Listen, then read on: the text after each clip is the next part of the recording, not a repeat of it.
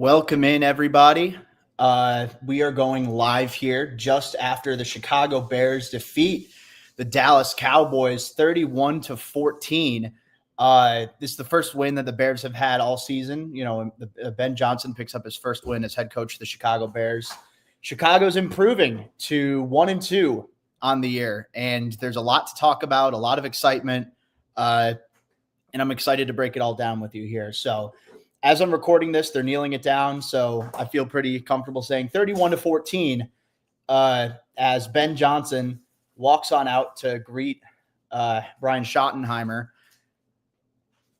This was an impressive performance, and we'll get into the nitty-gritty here for sure in the coming half an hour, however long it takes here, but I think what's most impressive about this win for the Bears is the fact that Caleb Williams still has a lot of room to grow. He still has clear areas where he can get better. And the offense was still fantastic. And I don't know about you guys, but I think that's pretty exciting. So we're going to go through here. For those of you who are watching live, I'm going to be reading off comments throughout the course of the stream here on Twitter/X, here on YouTube, and on Facebook as well. There we go. All right. Beauty of live television, everybody. So I want to start here with the offense, and Caleb Williams came just 2 yards short of 300 yards, 19 for 28. 298 passing yards, 4 touchdowns, no picks, no sacks. He was only hit one time the entire game, and it's crazy what Caleb Williams can do when he actually has an offensive line to work with. You know, like it's pretty cool.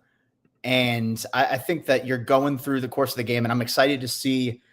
Some of do a little bit of nitpicking, see exactly what went wrong and what went right. But I think that Ben Johnson's offense, the scheme itself, his ability to work guys open, his ability to teach guys how to work the free field against zone coverage was fantastic. And I mean, we've seen time and time again, Bears fans know better than anybody what Matt Eberflus has in his defensive scheme. It's generally a pretty soft system, right? It's generally pretty passive in coverage. And for the most part, if you don't have a great defensive line generating pressure, then you're going to get torn apart. And funny thing is, the Cowboys just traded their best pass rusher by a country mile. And unsurprisingly, they failed to pressure Caleb Williams all afternoon. So I think that shows more than anything, really, that Ben Johnson is a high-level offensive play caller. I mean, again, as a head coach, the jury's still out. It's literally been 3 games. They're 1-2. They have a sub-500 record. But I think that there's a lot to be said about how his guys rallied today. I tweeted this out earlier, but in week 2, their loss to the Lions was one of the most embarrassing defensive performances I've ever seen. And I mean, Bears fans know that that's saying a lot. And I mean, the offense was all right in week 2, but the defense was horrible. Generally speaking, anytime you get blown out like that, it's very easy to sulk. It's very easy to be depressed and to be disappointed in yourself and be, oh, woe is me. And then going into the next week, you don't have the same energy. And we saw that under Eberflus. We saw that under Nagy at times. We saw that under John Fox sometimes. Didn't see that here with the Ben Johnson Chicago Bears. And I think that that's extremely encouraging. So to be able to look at that offense, I mean, 3 interceptions is huge. If your defense can do that, that's incredible. I'm not going to say the defense as a whole was incredible because it absolutely wasn't. But still, I mean, forcing those turnovers, stepping up when it matters most is huge. Sorry, everyone. The joys of live television, I'm doing the Bears versus Cowboys postgame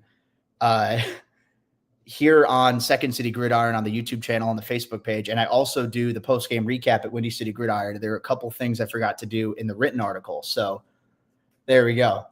Shout out to Lester Wiltfong, who's coming through in the clutch and helping me out there. But let's see. David's Johnson on Twitter says, "Keep going, Jacob. I'm almost done." That was 2 minutes ago. So, I mean,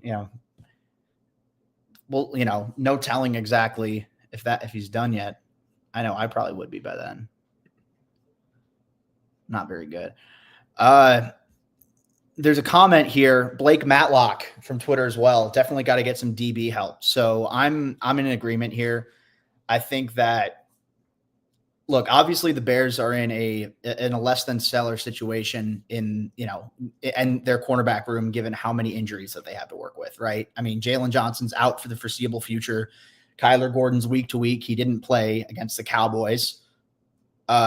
And then that leaves Tyreek Stevenson as your cornerback 1, Nashawn Wright as your cornerback 2, and then Nick McLeod as your cornerback 3. And I feel pretty confident in saying that not a lot of Bears fans knew who Nashawn Wright or Nick McLeod were until just a couple weeks ago. And that's not at all to shame the Bears fan base. It's just more so these aren't household names. These aren't established contributors by any sense of the imagination. And not only that, but Terrell Smith is out for the year, and Zay Frazier is out with personal reasons that haven't really been identified still. So there's, obviously a thin cornerback room. So I agree. I think that that's something that's going to hurt them down the stretch, especially if once they start facing teams with better defenses.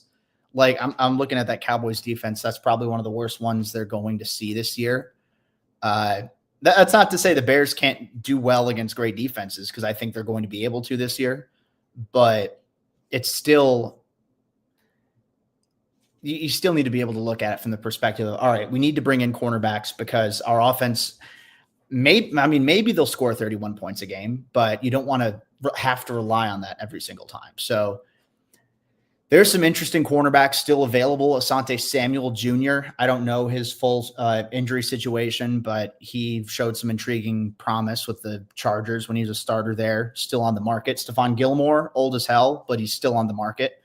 There are options. There are definitely options. And look, I'm not going to sit here and say that a free agent that you can hire, that you can sign off the street, is going to come in and magically fix everything for Chicago. I don't think that's going to be the case, but every little bit helps, I believe. And who knows if if Tremaine Edmonds could get 2 picks every game, which he won't, but still, impressive that he was able to make some big plays. If you can force turnovers, generate it from your linebackers, from your safeties, from your nickel once Kyler Gordon comes back, then you can still make moves. You can still perform well with a thin cornerback room, especially outside along that field side and along that boundary once Kyler comes back. So Blake Matlock also says, finally getting a push in the middle with Jarrett and Dexter helped, but not much on the opposite side of Sweat. And that's something when the all-22 hits, I'm going to make sure to look through, because that's the one little nitpick. I mean, it's not really a nitpick, but the one negative thing that I really had to say is, outside of the corners, the defensive line wasn't all that great. Got a little better down the stretch, but early on, Dak Prescott had a lot of room to work with. Pretty clean pockets consistently, and Javonte Williams was able to do a pretty good job running up the middle. He had 10 carries for 76 yards, so that's 7.6 yards per carry. Miles Sanders also had 4.6 yards per carry. I mean, pretty consistently they were able to move the ball down the field in the run game. But yeah, I mean, things picked up down the stretch. They didn't allow a single point in the second half, which is great. I think that obviously that drive in the third quarter killed a lot of clock for, in the Bears' favor, which was tremendous. I think it was really well executed by Ben Johnson and that offense in general. I think a lot of credit belongs to the offensive line for how they performed as run blockers, how they performed generating movement up front. It was really encouraging to see. And little by little, while they had that lead, a consistent run game was able to milk the clock, put the pressure on Dallas. And I mean, look, the Cowboys have a good offense, but it's a tough task for any offense to ask them to consistently move the ball down the field in a short amount of time and score touchdowns when you're down in the second half. So I will say, going through here, the Bears had 7 quarterback hits. They had 2 sacks. Dominique Robinson had 1. Montez Sweat had another. I know on the Dominique sack, Tremaine Edmonds was in there as well. It was a good performance from Tremaine Edmonds. I got to give him credit because I tweeted something out literally, I think it was like the second quarter or something, about how Noah Sewell having a respectable performance makes Tremaine Edmonds expendable. I mean, you're saving $15 million by cutting him. But I mean, if he plays like this, if he gets to, he's not going to get 2 picks every game, but if he makes an impact in the passing game and he's, solid enough in the run game, who knows, maybe you don't necessarily have to rush to that being a foregone conclusion. Bear down, Blake. Appreciate you shouting it out here in the Twitter comments. Sex Machine on YouTube says bear down. So we've got we got a lively bunch here. I might have to reach out to you for gimmick infringement though. We'll get to that later. RK Bears on Twitter mentions Luther Burden gateway game, I should say. Definitely encouraging stuff from Luther Burden. So, I mean, obviously through 3 games, this is his best one by far. He had 3 catches for 101 yards with a long of 65 yards on that touchdown on the flea flicker, which, I mean, it's fun to see Ben Johnson doing that and realize, hey, this is my favorite team that's doing this. I mean, that's pretty exciting. I don't know about you guys. So, and they were also able to use him. He had a 7-yard carry. They used him a little bit in the run game. I was intrigued by the fact that 3 different wide receivers had carries. DJ Moore had 3 carries for 7 yards. Luther Burden had a carry for 7 yards. Olamide Zaccheaus had a carry for 12 yards as well.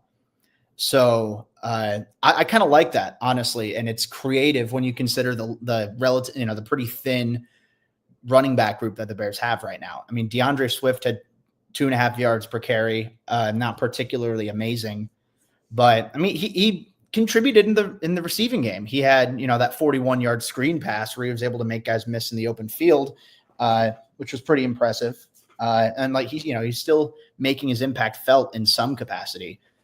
Kyle Monangai saw an increase in touches as well in the run game. 6 carries, only 16 yards, though. I can imagine he lost a good handful on that one run where he just wouldn't go down. It's fun to watch, but it's to his detriment. He ended up losing shit. I don't even know how much it was. I'd have to go back and check the box score. But either way, I like the creativity that the Bears showed in the run game.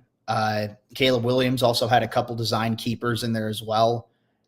And I think that might be the way going forward because, I mean, the passing attack was really good on Sunday against the Cowboys.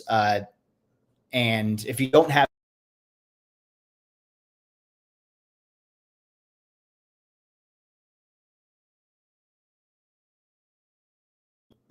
all right. So the connection's unstable. It cut out there for a second. I hope you guys can all still hear me. For the people I'm streaming to live, please let me know if you can hear me just fine so I can make sure I'm not going crazy. But yeah, I mean, when you have that many weapons, it's encouraging to get, to see Ben Johnson get creative with how he deploys them. And look, I don't necessarily care if 2.5 yards a carry isn't great by any means. Thank you guys. I appreciate you for confirming that my video and audio are still working just fine. Appreciate it. But yeah, you're not going to, you're going to hope that DeAndre Swift doesn't average 2.5 yards a carry every single week. You're going to hope it's much more than that. But if you have all these weapons, you can get creative with it and you can manufacture yards with you know, different play calls, I think that would go a long way to make the Bears run game that much more efficient. So thanks for bearing with me as I rambled on about that and dealt with audio issues. But I don't know how to say this. I guess like Brandon X on X says pass protection was stellar. Caleb didn't get touched. I agree. And we touched on it a little bit earlier, like at the top of the show, but the offensive line deserves a lot of credit for how they performed. And I'm excited to look at the individual performances because I can't speak too much on, an individual player one way or the other at this point. I mean, I can just say that the offensive line as a whole was very good and, solid, blocking the run, but really good protecting the pass. And I think that that's what's most encouraging. I mean, I don't know about most encouraging, but it's certainly encouraging to think of this is what Caleb Williams can do with a clean pocket.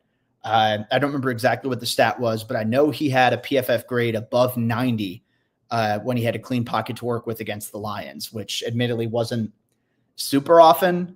And he wasn't great under pressure in that game, but I think it shows that if he's given an opportunity, if he's given time to process, he can make some big plays. And I think that worked. And you're seeing it come to fruition through Ben Johnson's offense, really, where you have that offensive line that's giving the play time to develop, whether it's across the middle of the field, whether it's a deep shot, something along those lines. I mean, all that's just to say a good offensive line goes a long way. And Caleb Williams didn't have that last year. Justin Fields didn't have that in Chicago. So Bears fans know that's something this franchise hasn't had in a long time. It's only one game going off of this, but they look pretty good against Dallas. So it's going to be interesting to see. They've got the Raiders next week. I mean, obviously they have Max Crosby up there, but that's not an elite team necessarily. I think if they can build off of that and keep that pass protection strong, that would go a long way for Caleb's development. So yeah, I agree with Brendan here. I think that the pass protection deserves a lot of credit. So kudos to them, honestly. Let's see. I'm going through the rest of the comments here. So someone on Twitter /X, Papa Scarb says, my guy, bear down. Good to see you in the chat as always. A guy with the freezing cold emoji, like the blue one with the teeth chattering. You know the one. At least I hope you do. I don't know. Caleb and Rome are going to be the best QB wide receiver duo in the league very, very soon and for a long time. Rome Odunze is the wide receiver one for the Bears. He just is. That's, it's 3 straight games now that he's led the team in targets. It's pretty clear, and especially in the way that they use him too, with DJ Moore being, I mean, at this point, he's a glorified gadget guy in the passing attack. He had 4 catches and a touchdown, but, it was 21 yards. There's only 5.3 yards per catch. He had 9.2 yards per catch against Detroit. Minnesota was a different story, but the last 2 games he's had fewer than 10 yards per catch. And I'm curious what the average depth per target in that case was as well for DJ Moore, just because, I mean, there are a lot of, screens, flats, not so much in the way of deep shots or intermediate routes, which, honestly, I can't blame them for, because when I went back to watch the tape, there were a couple instances where DJ he wasn't getting open, whether it was a seam, whether it was an out route, whether it was an in or a slant, just the separation wasn't there. So I guess, if that works to get the ball in DJ Moore's hands, and clearly he's still a talented playmaker, but Rome is the wide receiver one. I think that's become pretty clear through these first 3 weeks this season. He finished the game. He had 7 targets, caught 3 passes, but it was 62 yards, and he got a touchdown. So that's 4. Okay. I don't know how to count. It's that University of Missouri education. Sorry, guys. 4 touchdowns in the first 3 games, and ESPN hasn't updated exactly how many yards he has yet, but I'm sure I could figure it out. 16 catches he's had in the first 3 weeks, and whatever the hell. Let's do math together, guys. he had 37 in the first week, along with that touchdown, 128 along with the 2 touchdowns against Detroit, and then 62 today, 227 yards. So that's an average of 75.6 yards per game. And if you spread that out over a full healthy 17-week season, Rome Odunze would have 1,286 yards. Needless to say, I think Bears fans will be pretty happy if that was the production that he put up, and it's looking like it could be possible. So, and again, I go back to that point of Rome was targeted 7 times. He only caught 3. There was, the wobbler that Caleb threw, it hit him in the hands. Would have liked a bigger receiver like Odunze to be able to come through in that contested catch situation. But I mean, we're just, we're again nitpicking at what was a strong performance from the offense. And there are a couple instances where Caleb just overthrew his guys. And again, that's what's most encouraging is Caleb Williams he was far from perfect, and the Bears offense was still great. Caleb was good. He was good for sure. He's quite good, but he wasn't perfect. I wouldn't say he looked elite by any means. And that's the scary thing. That's the scary thing is this Bears offense isn't even at full strength yet. And you had Colston Loveland get hurt. I mean, hopefully everything turns out all right. I know he was questionable for a while and then doubtful with a hip injury. So time will tell. At the time that I'm recording this, it hasn't been announced exactly the severity of that injury, but I think the fact that he was questionable to begin with means it's nothing too major. I mean, maybe he misses a game or 2, but it shouldn't be much more beyond that. Knock on wood. Doink in the Twitter X chat says, with Luther Burden III's utilization today, is DJ a consideration for the trade block? So I know that a lot of people were wondering this, or especially recently have been wondering if the Bears were to trade DJ Moore, what exactly would that look like? So it's not going to happen this year. I'd be surprised. So the Bears would save. If they traded, let's say if they traded him before the deadline this year, they'd eat a little over $4 million in salary, in dead cap. They'd save $20 million for this year, which they don't necessarily need.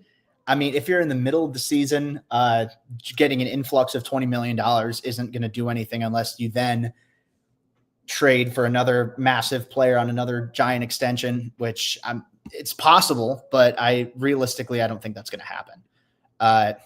I think that if, like Brendan says in the Twitter chat here, DJ's not getting traded if the offense is good. And so I honestly do agree with that. I think if it ain't broke, don't fix it. And the Bears have been starving for a reliable passing attack for quite some time. And if they can get that, which, I mean, they had it today, I wouldn't really want to change a thing. So next offseason, absolutely. So what would that look like? My dog is over here whining. I don't really know why. But he should be celebrating. His name is Peanut, not because of Peanut Tillman, but just because he's like 8 pounds. He's a tiny little guy. He's whining and whimpering, but he's lovable. Anyway, so a pre-June 1st trade for DJ Moore, the Bears would eat $12 million in dead cap, but they'd save $16.5 million in 2026. Now, if they did a post-June 1st trade, you're deferring some of that dead cap. You're only eating $4 million in 2026, but you're also eating $8 million in 2027. So then you're, next off season, when you're a little bit more strapped for cash or strapped for cap space, you're at 24.5 million more to work with. So YouTube Kanger80 says, what could we get for DJ in a trade? Honestly, I'm not sure. I'm going to sit here. I'm not going to sit here and say that I know everything about individual player value in a trade. My thinking goes along the lines of clearly nowhere because I've struggled to put thoughts together. But he's been productive everywhere he's gone. You throw him the ball, he's more than likely going to catch it. He can make some guys miss in the open field. Look, is he a true wide receiver one at this point? I don't know. I mean, I don't think so. I mean, he was in 2023. He was a true bona fide wide receiver one in 2023. 2024, I mean, you could argue is, on the fringe. I'd say like a high end wide receiver too. And then this year he's been much more of a complimentary piece. So this is me totally spitballing, but I think the fact the Bears signed him to an extension fairly recently means that the Bears still eat, a fair amount of cap. That increases his value. I'm just spitballing here, so take it with a grain of salt. But if a team offered the Bears a second round pick for DJ Moore and a fourth or a fifth, I'd take that. Like, it involves some sort of pick swap. I mean, because he's not worth a second round pick by itself at this stage. I mean, he's been around for, a good handful of years at this point, entering the league in 2018. But again, he's still a quality starting receiver. If you can convince a team to do a pick swap, and that in turn gives the Bears an extra second round pick to work with, even at the deficit of a fourth or a fifth, then I'd be okay with that 100%. But all that to say, I don't think the Bears trade DJ Moore this year, at least. If they do trade him, it's not going to be until the offseason. I don't think the regular season they're going to be in any need to sell, I guess is the best way to say it. So maybe I'm wrong. I could be wrong. So that's just where I'm at the moment right now. So I want to take a quick break here. I want to give a shout out to our sponsor for this episode of Wrap It Up with Jacob Infante. And that is DraftKings. So the NFL season is rolling, and every touchdown can bring you closer to a payout with DraftKings Sportsbook, an official sports betting partner of the NFL. From first touchdown score to anytime TD props or the thrill of live in-game betting, every football snap is loaded with opportunity. So if you're a new customer with DraftKings, this is a good opportunity for you.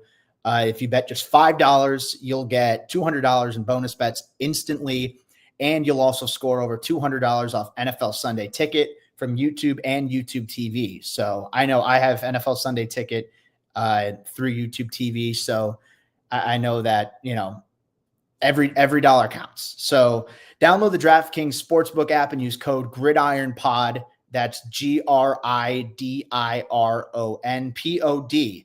See, I can spell. I'll get into a tangent later, but that's code GRIDIRONPOD to get $200 off in bonus bets instantly when you place your first $5 bet, plus over $200 off NFL Sunday Ticket from YouTube and YouTube TV in partnership with DraftKings. The crown is yours. If you have a gambling problem, call 1-800-GAMBLER. In New York, call 877-8-HOPE-NY or text HOPE-NY 467369. In Connecticut, help is available for problem gambling. Call 888-789-7777, a lot of sevens, or visit ccpg.org. Please play responsibly on behalf of Boot Hill Casino and Resort in Kansas. 21 plus age and eligibility varies by jurisdiction. Fees may apply in Illinois. They're void in Ontario. Bonus bets expire 7 days after issuance. See sportsbook.draftkings.com/promos. The NFL Sunday Ticket offer is for new subscribers only and auto renews until it's canceled. Digital games and commercial use excluded. Restrictions apply. Additional NFL Sunday Ticket terms at youtube.com/go/NFL Sunday Ticket/terms. Limited time offer. The Bears, now they're coming away 1-2. And honestly, I feel like if you told a lot of Bears fans that they'd come out of the first 3 weeks at 1-2, I think they'd be like, yeah, that sounds about right. Because there are three talented teams that they faced, and the Bears beat the Cowboys by a considerable margin. And I do think that the Cowboys are like a step below the certainly a step below the Vikings and the Lions, but it's still encouraging to see a team that held with that stuck with the Philadelphia Eagles within 4 points see the Bears beat the brakes off of them, I think that's very encouraging as well. So now they go into week 4, have an opportunity to go 2-2, and then the Bears, their bye week this year is in week 5. So you can come into the bye week in week 5, 2-2, with an opportunity to build from there. And I've said going into this game that with how tough the NFC North is, you're going to need to win as many out of the division games as you can possibly get. And as much as it sounds like hyperbole, but this was a must win for the Bears to keep their playoff hopes alive. Some people are going to be like, oh, playoffs, what are you talking about? But I think that now, you're sitting at 1-2. It becomes a lot more manageable rather than 0-3, because that puts a lot of pressure on you having to succeed within the NFC North. So say looking through it now, you play Vegas, you play the Saints, you play Cincinnati, you play the Giants, you play the Steelers, you play the Browns. That's 6 games where, I anticipate the Bears are going to be the favorites. That would get you to 7 wins. I don't anticipate they're going to win every single one of those games, but still, it's way easier said than done, but it gives you something to work off of. So that way, when you do face Green Bay, when you do face Detroit, when you do face Minnesota, and you go through your Commanders game, you go through your Ravens game, you go through your 49ers, your Eagles, games that you're probably not going to be favored in. If you can get like 1 or 2 of those to flip in your direction, then you're working with something. You really are. So I'm going to go through the comments here. Hallis Beer Hall, a friend of me, says, what would you rate Andrew Billings' performance? I noticed, at least at first glance, a glaring absence of Andrew Billings up the middle. And I don't think that's as much, he was out there and just sucked. I think it was they didn't play him enough. He finished the game with 1 tackle, didn't put anything else up in the stat sheet. I was a little surprised because every time that I look, at least, it seemed to be Javon Dexter, it seemed to be Grady Jarrett. And those are 2 solid defensive tackles. But I thought personally that a big part of this, this investment, this deep defensive tackle group, is that you can keep guys fresh. And I don't know for sure if the Bears have done that as well as I expected them to. Again, still a lot of season left to play. I hope that as Shamar Turner picks things up a little bit, he becomes a little bit more comfortable. He can take on a bigger role.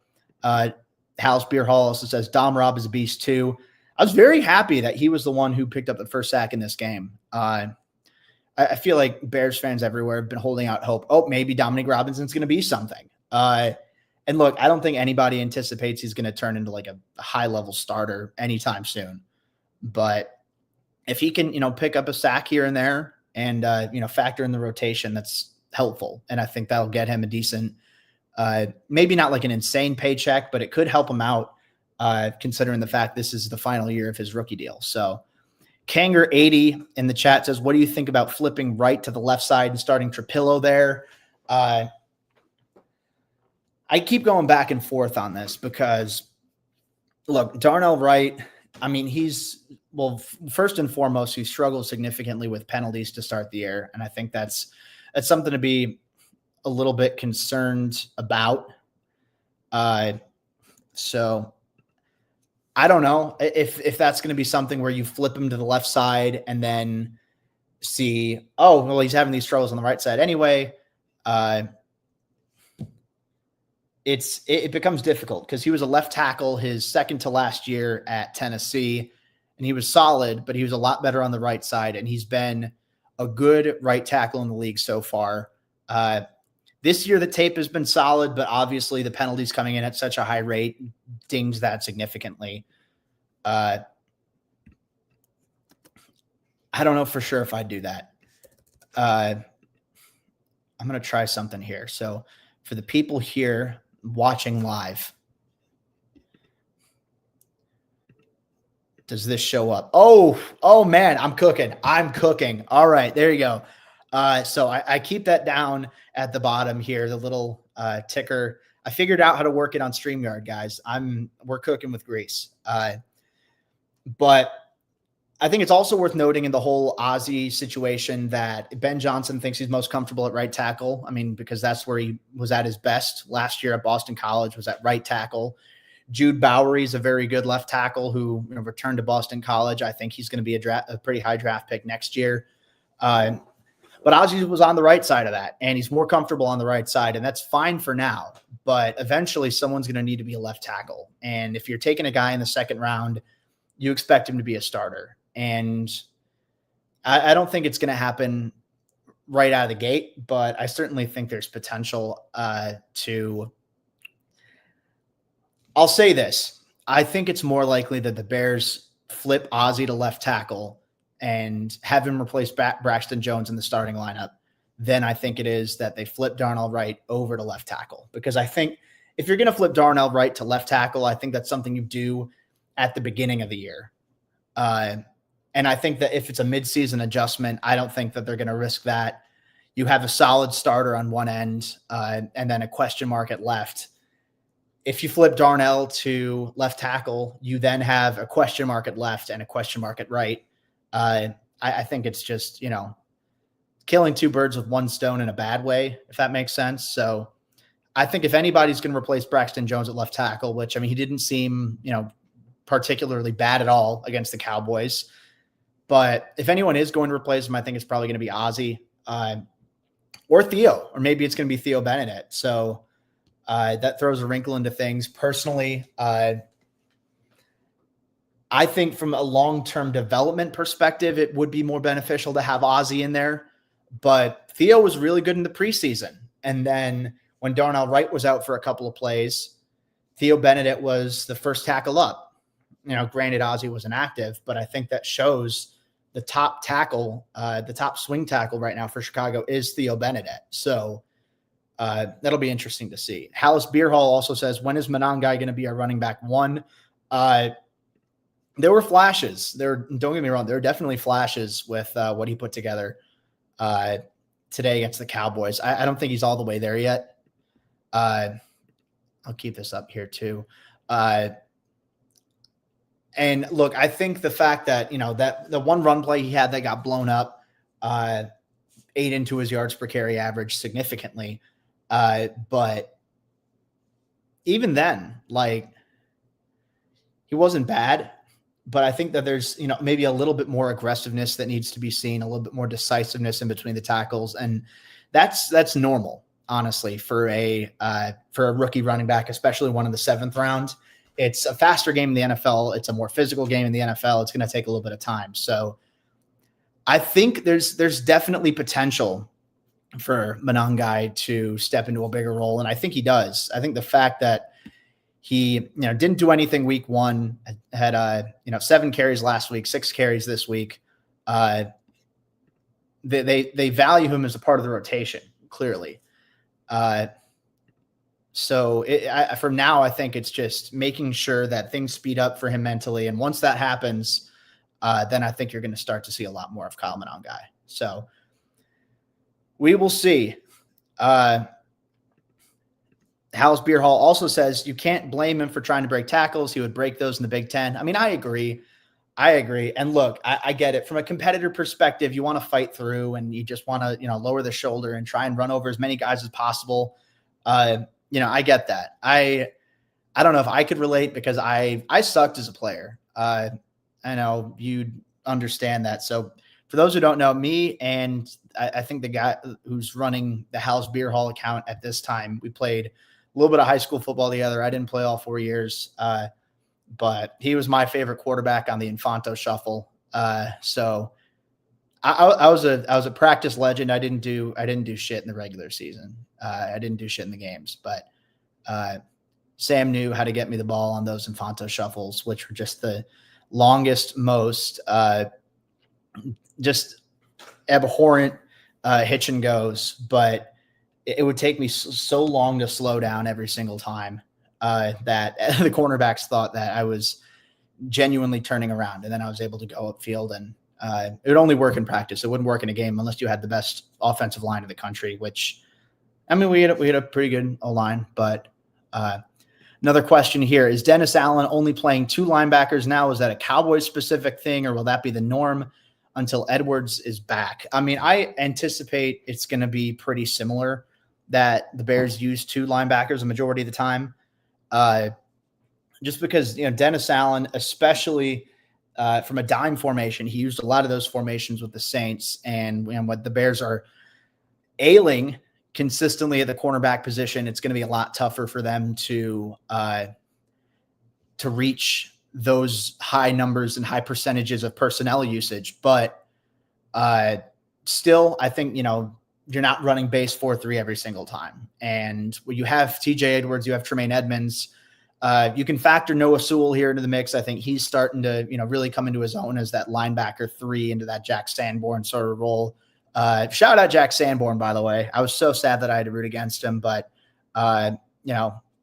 he's still getting playing time. He's still doing well, I suppose. But yeah, it's going to be I think it's going to be pretty common that it's going to be 2 linebackers, even when TJ Edwards does come back. Then you'll have, Edwards and Edmonds, and then Kyler coming out in the nickel. What I think they could do, though, I think they could end up playing like a big dime formation where instead of 4 corners, it's 3 corners and 3 safeties. And then you bring in Elijah Hicks, you bring in Jonathan Owens potentially. I know Jonathan Owens played, he had some reps in the slot as well. So clearly he's held in high regard there. But that's what I expect it's going to be. Once TJ Edwards does come back, it's going to stay pretty 2 linebacker set heavy. Maybe you run a little bit more 3 just because, Noah Sewell's, he's shown that he's worth playing in some capacity. But in any case, it's exciting. It's exciting. And I'm glad to have something to talk about that isn't just me bitching and complaining and moaning and bitching the entire time about how bad the Bears are, how poorly the Bears are coached, how bad the passing attack is or something like that. Caleb looked good. Today. Ben Johnson looked great. Defense is still a work in progress, but I think that if your offense can get up to those the levels of efficiency that we saw from Chicago today, and you put the pressure on the opposing defense, they have to pass a significant amount. The Bears have playmakers on defense. They can intercept those. They have good safeties who can take advantage of, some of those more deep balls. And I mean, naturally, if you're playing from behind, you're going to probably throw a little bit deeper down the field just out of desperation. So they have the talent at safety to be able to take advantage of those opportunities. At cornerback, I mean, linebacker, it's a thin cornerback group, but I feel confident Tyreek Stevenson and Nashawn Wright can take advantage. And then Kyler Gordon, whenever he comes back, that they can take advantage of, weak throws, of hurried throws, forced throws, whatever the case might be. That would be pretty sweet. And maybe then it doesn't become as big of an issue that you can't stop the run because the Bears weren't able to do that. It doesn't become as big of an issue that the pass rush is just okay, because you're forcing the quarterback into a sense of urgency, into a sense of, okay, I have to pass, and your defense can really key in on that and really focus on that. That'd be pretty sweet. I think this game played significantly well into the Bears, into their strengths and weaknesses on offense and on defense. So we'll see if that happens the rest of the season. But I think this was really encouraging. Question here is the primary backup guard Luke Newman. I know Theo and Ozzie are tackles primarily. Honestly, I think it's Ryan Bates. I think Ryan Bates would probably be the first guard up, but Luke Newman is certainly somewhere in the mix. I think that, the fact that Bates can play center as well probably has him a little bit more higher in the, the packing order, and the fact that he's been in the league for longer. But I wouldn't be totally stunned if Luke Newman ends up contributing in some capacity. Knock on wood, he doesn't have to, and the offensive line stays healthy. But I could see him surpassing Ryan Bates down the stretch. So one last call for questions. We're approaching 45 minutes here, so I'm going to wrap it up in a little bit. But next week, you're going up against the Raiders, and the Raiders are also 1-2. And that game is going to be in Los Angeles, but the Raiders are coming off a game where they allowed 41 points to the Commanders. And I don't know how well you guys have been paying attention to the Commanders so far this year. Their offense hasn't been as great as it was last year. So that was a get-right game for Washington, a get-right game for their offense.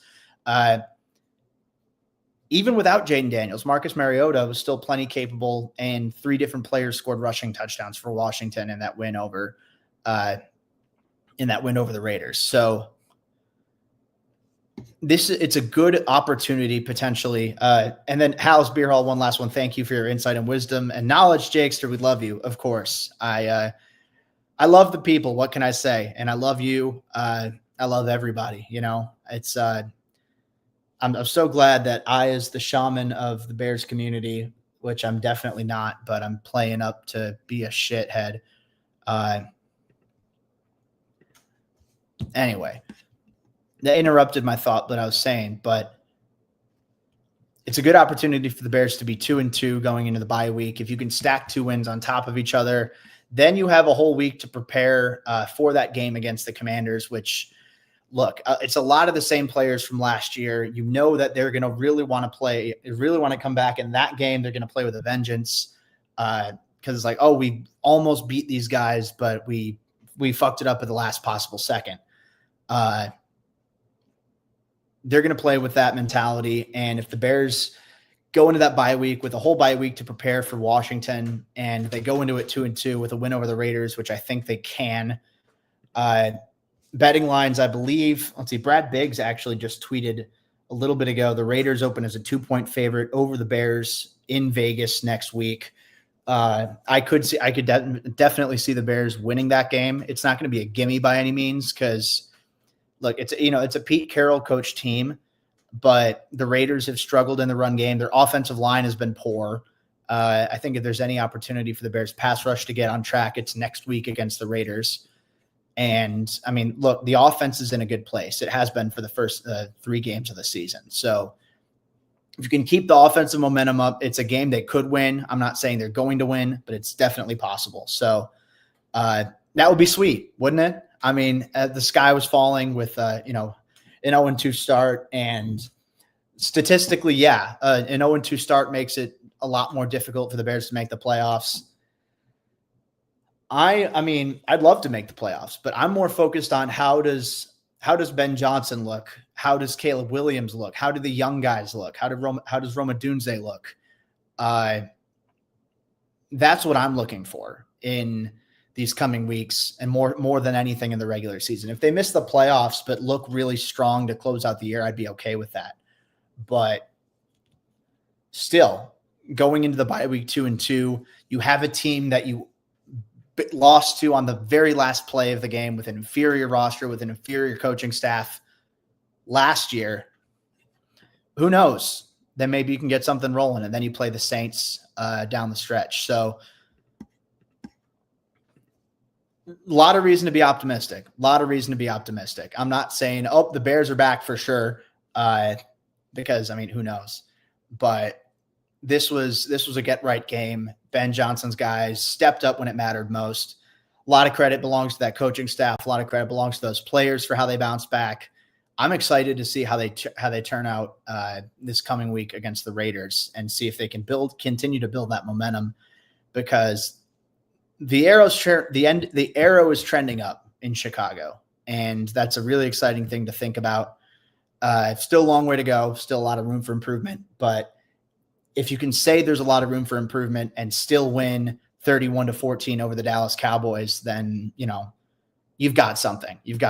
So that's going to do it for Wrap It Up. I guess that was my Jacob Infante's happy ending. Sorry, I didn't warn you about my happy ending beforehand. I just got too excited, and it's been a while since I've been able to have a happy ending. So please forgive me for not alerting you that I was going to come up with the finale of the show.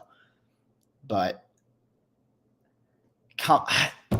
the thing that sucks, I don't have like, I've got an audience live but I pull off a shitty joke like that, and I'm like, God, I'm so hilarious.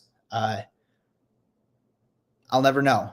This might be the most unbearable outro you've ever heard. And it might have been the shittiest joke you ever heard. But regardless, Bears are back on track. 1-2 now after an 0-2 start, defeating the Dallas Cowboys 31-14.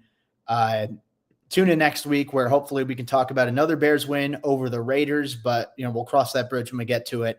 Thank you to everybody who's tuning in live on Twitter.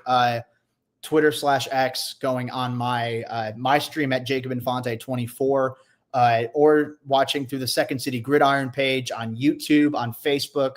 Feel free to subscribe to that if you haven't already. And down below, because I got that to work, use the promo code GridironPod for a whole bunch of discounts off of DraftKings. So this has been Jacob Infante. I just wrapped it, and now I'm going to tap it. And by it, I mean end stream. So thank you guys for tuning in. Bear down.